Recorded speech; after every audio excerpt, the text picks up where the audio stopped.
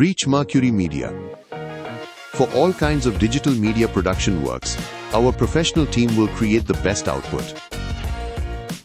Consult with us today.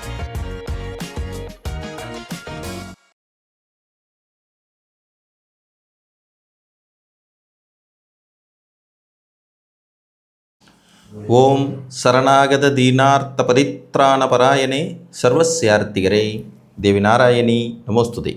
வணக்கம் நேயர்களே, இது மகாலட்சுமி ஜோதிடம் வழங்கும் காலச்சக்கரம். உங்கள் அன்பு ஜோதிடர் ஸ்ரீராம்ஜி பேசுகிறேன். அனைவரும் நலமுடன் இருக்கிறீர்களா? நன்றாகத்தான் இருப்பீர்கள், நன்றாக இருக்க வேண்டும். இன்றைய காணொளியில் நாம் காண இருப்பது அஷ்டலக்ஷ்மி கடாட்சம் தரும் விஜயலக்ஷ்மி யோகம். பாவக்கோள்கள் பொதுவாக அதிக நன்மைகள் தருவதில்லை. இவருக்கு வாழ்க்கையில் துன்பம், கஷ்டம், சிரமங்கள், பிரச்சனைகள், வம்பு வழக்கு, கோர்ட்டு கேஸு இந்த மாதிரியான விஷயங்களை தான் கொடுக்கும். ஆனால் அபூர்வமாக இந்த விஜயலக்ஷ்மி யோகத்தில் பார்த்திங்கன்னா மெயின் ஹீரோஸே 2 பாவக்கோள்கள் தான். செவ்வாய் ஒரு கடுமையான பாவக்கோள், இது நம்ம எல்லாருக்கும் தெரிஞ்ச விஷயம். ராகு கேட்கவே வேண்டாம், ஒரு மனிதனை உண்டு இல்லைன்னு பண்ணிடக்கூடிய சக்தி படைத்தவர். இந்த 2 பேரோட தொடர்பு குருவின் பார்வையினாலோ அல்லது இணைவுனாலோ சாந்தப்படுத்தப்படும் போது, மத்தியஸ்தம் செய்யப்படும் போது கிடைக்கிறது தான் அஷ்டலக்ஷ்மி யோகமும் தரக்கூடிய விஜயலக்ஷ்மி யோகம். இதற்கான விதிகள் என்ன அப்படிங்கிறத பார்க்கலாம். முதல்ல செவ்வாய் ஆட்சி, உச்சம், மூலத்திரிகோணம் அல்லது திக்பலம்ங்கிற இந்த 4 நிலைகளில் ஒன்றில் தான் இருக்கணும். அவர் ஒன்று மேசத்தில் ஆட்சி மூலத்திரிகோணமாவோ, இல்லை விருச்சிகத்தில் ஆட்சியாவோ, இல்லை மகரத்தில் உச்ச வலிமையோடு இருக்கணும். இல்லைன்னா உங்கள் லக்னத்துக்கு 10ஆம் வீட்டில் திக்பலம்ங்கிற பவரில் இருக்கணும். அந்த இடத்துல ராகு இருக்கணும். ஸோ இந்த செவ்வாய் வலுத்த நிலையில் இவரோடு ராகு சேர்ந்துருக்கணும். இந்த ராகுவின் இணைவு எப்படின்னு கேட்டிங்கன்னா 5 டிகிரிக்கு மேலே தள்ளி இருக்கணும். 2 பேரும் ஒரே நட்சத்திரத்தில் இருந்தாலும் சரி, வேறு வேறு நட்சத்திரங்கள் இருந்தாலும் சரி, 5 டிகிரி விலகிய நிலையில் இருக்கணும். 5 டிகிரிக்கு மேலே எத்தனை டிகிரி விலகி இருந்தாலும் அது பிரச்சனை இல்லை. இந்த அமைப்பில் இருக்கணும். இவர்களை குரு ஒன்று இணைந்திருக்கணும், இல்லைன்னா எங்கேயாவது இருந்து பார்த்துட்ருக்கணும். புரிஞ்சிடுச்சிங்களா? இப்போ ஒரு உதாரண ஜாதகம் பார்ப்போம். ஒரு மேச லக்னம், இவருக்கு செவ்வாய் 10ஆம் இடத்துல ராகுவோடு இருக்கார். இப்போ செவ்வாயும் ராகுவும் இருக்காங்க, 5 டிகிரிக்கு மேலே விலகி இருக்கிறாங்கன்னு வச்சுக்கோங்க. இப்போ உத்திராட நட்சத்திரம் 2ஆம் பாதத்தில் செவ்வாய் இருக்கார், உத்திராட நட்சத்திரம் 4ஆம் பாதத்தில் ராகு இருக்கார். ஸோ இப்போ ராகுவும் செவ்வாயும் ஒரே வீட்டில் தான் இருக்காங்க, ஆனால் தள்ளி இருக்காங்க. இவர்களை கடகத்திலிருந்து உச்சம் பெற்ற குரு பார்க்குறார், இல்லை ரிஷபத்திலிருந்து குரு பார்க்குறார், இல்லை கன்னியிலிருந்து குரு பார்க்குறாரு. இது ஒரு அற்புதமான விஜயலட்சுமி யோகம். புரிஞ்சிருச்சுங்களா? எல்லாமே சேர்ந்து அமைய பெற்றால்தான் யோகங்கிறது நமக்கு வேலை செய்யும். அதில் எந்த மாற்று கருத்தும் கிடையாது. அந்த யோகம் வேலை செய்யறதுக்கு இந்த விதிகள் கட்டாயம் பொருந்தி வர வேண்டும். சரி, இப்போ இதே கிரக அமைப்பு ரிஷப லக்னத்துக்கு இருந்தாலும் விஜயலட்சுமி யோகம் தான், மிதுன லக்னத்துக்கு இருந்தாலும் விஜயலட்சுமி யோகம் தான், கடக லக்னத்துக்கு இருந்தாலும் விஜயலட்சுமி யோகம் தான், சிம்ம லக்னத்துக்கு இருந்தாலும் விஜயலட்சுமி யோகம். இந்த அமைப்பு முதல்ல ஒத்து வரணும். இதில் நம்ம லக்ன சுபரா செவ்வாய் வர்றாருன்னா கூடுதலாக யோகம் பவர்ஃபுல்லாக இருக்கும். ஏன்னா இதில் அருளணியை சேர்ந்த குருவும் செவ்வாயும் சம்மந்தப்பட்டுறாங்க. நடுவில் இருக்கிறவர் பொருளணியை சேர்ந்த ராகு ஒரு ஆள் தான். ராகு ஒரு பச்சோந்தி கிரகம், அவர் எங்கே வேணால் எப்படி வேணாலும் குரூப் மாறிக்கக்கூடியவர். சில உபரி ஆளுக மாதிரி எப்போ வேணால் எந்த இதுக்கு வேணாலும் போய்கிட்டு அதுக்கு தகுந்த மாதிரி சந்தர்ப்பவாத கூட்டணி அமைச்சிக்கக்கூடியவங்க. ஏன்னா ராகு கேதுங்கிறதே சந்தர்ப்பவாத கூட்டணி அமைச்சிக்கக்கூடிய கிரகங்கிறது. அப்போ ஒரு மேச லக்னத்துக்கு விஜயலட்சுமி யோகம் 100 மதிப்பெண்கள். அதுவே ரிஷப லக்னத்துக்கு விஜயலட்சுமி யோகம் 75 மதிப்பெண்கள். மிதுன லக்னத்துக்கு விஜயலட்சுமி யோகம் 50 மதிப்பெண்கள். திருப்பி கடக லக்னத்துக்கு அதே விஜயலட்சுமி யோகம் திருப்பி 100 மதிப்பெண்கள். சிம்ம லக்னத்திற்கு 75 மதிப்பெண்கள். கன்னி லக்னத்துக்கு 50 மதிப்பெண்கள். துலா லக்னத்திற்கு 75 மதிப்பெண்கள். விருச்சிக லக்னத்திற்கு 100 மதிப்பெண்கள். தனுசு லக்னத்துக்கு 100 மதிப்பெண்கள். மகர லக்னத்திற்கு 50 மதிப்பெண்கள். கும்ப லக்னத்திற்கு 50 மதிப்பெண்கள். மீன லக்னத்துக்கு 100 மதிப்பெண்கள். இப்படி தான் நம்ம கணக்கில் எடுத்துக்கணும். ஒரு லக்ன சுபர்களாக அவங்க 2 பேர் வர்றதுக்கும் லக்ன அசுபர்களாக வர்றதுக்கும் கட்டாயத்தின் பேரில் யோகத்தை கொடுக்கறதுக்குமான டிஃப்ரென்ஸ் வரணும். இந்த யோகத்துக்கான விதிகளே சிக்கலானது தான். முதல்ல செவ்வாய் ராகு தொடர்பில் இருக்கணும், இதில் செவ்வாய் பவரில் இருக்கணும். அவர் மேசத்தில் ராகுவோடு இணைந்திருந்தாலும், விருச்சிகத்தில் இணைந்திருந்தாலும், மகரத்தில் இணைந்திருந்தாலும் இந்த யோகம் வேலை செய்ய தகுதியுடையதாகும். ஆனால் குருவின் தொடர்பு வேணுங்கிறத மறந்துடக்கூடாது. குரு பார்க்காம இவங்க 2 பேர் மட்டும் இணைஞ்சிருக்கிறத யோக கணவாக்களையே எடுத்துக்கவே முடியாது. ஏன்னா இந்த 2 பேருமே கடும் பாவிகள். இவங்களுடைய இணைவு அதுலேயும் பாருங்கள், செவ்வாய் வலுப்படுற வீடு பூரா பாவ வீடு. ஒரு சுப வீட்டில் கூட செவ்வாய் வலுவாக மாட்டார். மேசத்தில் பாவ வீடு, விருச்சிகம் கடும் பாவ வீடு, மகரம் பாவ வீடு. உங்கள் லக்னத்துக்கு 10ஆம் இடத்துல செவ்வாய் இருந்து அந்த நிலையில் அது சுப வீடாகவும் அமைஞ்சு அங்கே ராகு இருந்து குருவினால் பார்க்கப்பட்டார்னா இது பன்மடங்கு நன்மை தரும் யோகமாக இருக்கும். இப்போ ஒரு மிதுன லக்னத்தை எடுத்துக்குவோம்.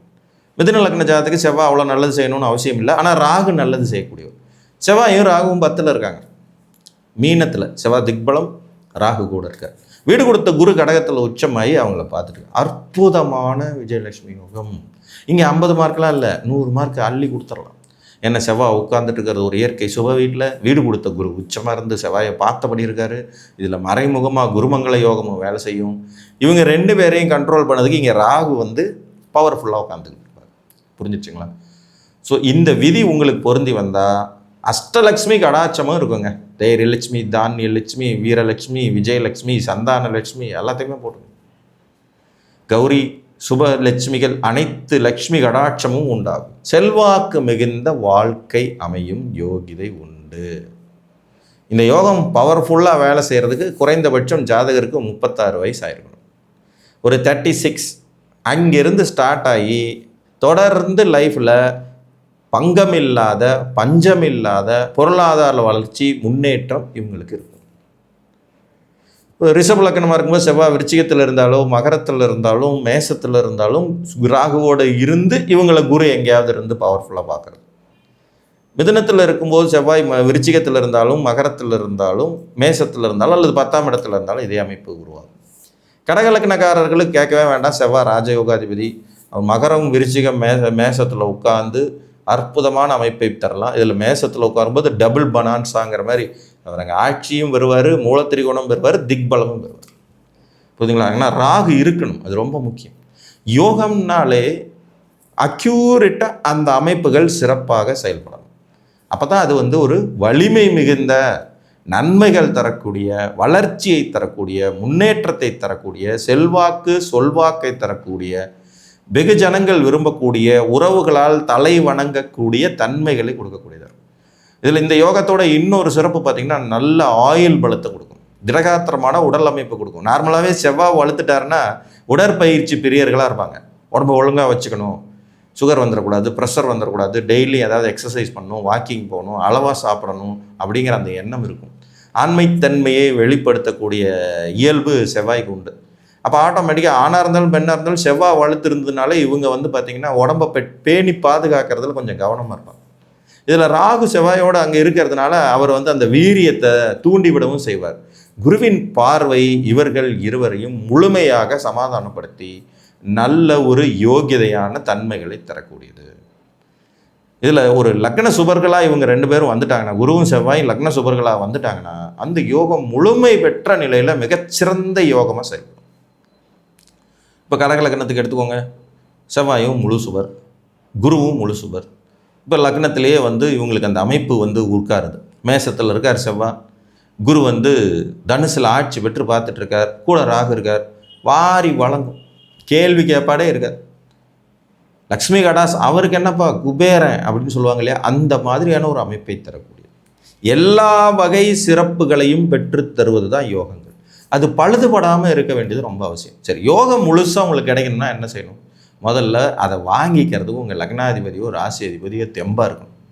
ஏன்னா இந்த யோகம் கொஞ்சம் 36 வயசுக்கு மேலே வேலை செய்கிறதுனால ராசி அதிபதி பவராக இருந்தால் கூட வேலை செஞ்சிடும். ஒரு அருமையான அமைப்பை கொடுத்து விடக்கூடிய தன்மையுடைய இதுதான்.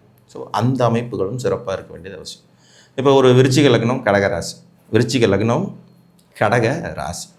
இப்போ வந்து ராசி அதிபதி சந்திரன் வந்து நல்லா இருக்கார். லக்னாதிபதி செவ்வாய் வந்து மேசத்தில் வந்து ஆட்சியாக இருக்கார், கூடவே ராகு இருக்கார். இவங்களுக்கு தனுசில் இருந்தபடி குரு பார்த்துட்ருக்கார். தனுசில் இருந்தபடி குருவின் பார்வையை இந்த செவ்வாய் ராகு பெறாங்க. இதில் வந்து பார்த்திங்கன்னா லக்னாதிபதி 6ஆம் இடத்துல தான் பவரில் இருக்கார். 6ஆம் இடம்ங்கிறதுனால அடிப்படை வாழ்க்கை, இளமையில் இருந்த லைஃப் ஸ்டைலுங்கிறது அவ்வளோ சிறப்பு அப்படின்னு சொல்லிட முடியாதபடிக்கு ஒரு மாதிரி கரடு முரடாக பிரச்சனைகளுக்குரியதாக இருக்குது.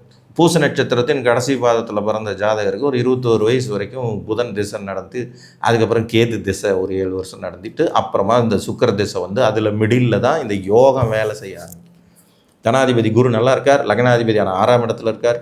ராசி அதிபதி சந்திரன் வலுத்திருக்காருங்கிற இந்த நிலையில் பின் வயதுகளில் பெரும் யோகத்தையும் சௌபாக்கியங்களையும் வெற்றியையும் முன்னேற்றத்தையும் தரும். இந்த யோகத்தோட ஒரு தனி சிறப்பு என்னென்னா, இது 2 பாவிகளுக்கு ஒரு சுவரின் தொடர்புனால ஏற்படும்.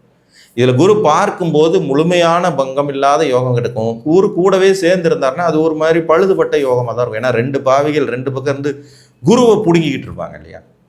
கிரகங்களுடைய நுணுக்கங்களை நம்ம எப்போவுமே ரொம்ப தெளிவாக புரிஞ்சுக்கணும். இப்படி போகுதா அப்படி போகுதா, குரு கூட இருந்தால் என்ன செய்கிறார், பார்க்கும்போது என்ன செய்கிறார். பார்க்கும்போது குரு பங்கம் இல்லாத நன்மைகளை தரும்போது, கூட இருக்கும்போது பங்கப்பட்ட நன்மைகளைத்தான் கொடுக்க முடியுங்கிறது மாதிரியான விதிகள் வரவே செய்யும். உங்கள் ஜாதகத்தில் இந்த அஷ்டலட்சுமி யோகத்தை தரக்கூடிய விஜயலட்சுமி யோகம் இருக்கிறதா என்பதை பார்த்து அறிந்து கொள்ளுங்கள். இதற்கான விதிகள் ரொம்ப சிம்பிள். செவ்வாய் வலுத்திருக்கணும். 4 நிலைகளில் அவர் வலுப்பெறுவார். ஆட்சி, உச்சம், மூலத்திரிகோணம், திக்பலம்.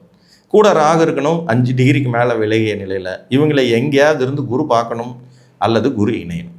இந்த அமைப்பு இருந்தால் நிச்சயம் உங்களுக்கும் லக்ஷ்மி கடாட்சம் உண்டு என்று கூறி மீண்டும் ஒரு காணொலியில் உங்களை சந்திக்கும் வரை உங்களிடமிருந்து அன்புடன் விடைபெற்றுக் கொள்வது உங்கள் அன்பு ஜோதிடர் ஸ்ரீராம்ஜி. நன்றி, வணக்கம்.